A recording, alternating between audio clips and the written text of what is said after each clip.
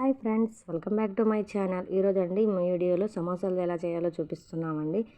సమోసాలు అంటే ఎవరికంటే ఇష్టం ఉండదు, చాలామందికి సమోసాలు అంటే ఇష్టంగానే ఉంటుంది. అవి ఇంట్లో చేసుకోవడం కష్టంగా ఉంటుంది. అందుకని మనం కజ్జికాయల మోడల్లో సమోసాలు చేసుకుంటే పిల్లలైతే ఇవి ఇష్టంగా తింటారండి. ఇవి స్నాక్స్గా కూడా చాలా ఉపయోగపడతాయి. మీకు కానీ ఈ వీడియో నచ్చినట్లయితే లైక్ చేయండి, షేర్ చేయండి, సబ్స్క్రైబ్ చేసుకోండి ఫ్రెండ్స్.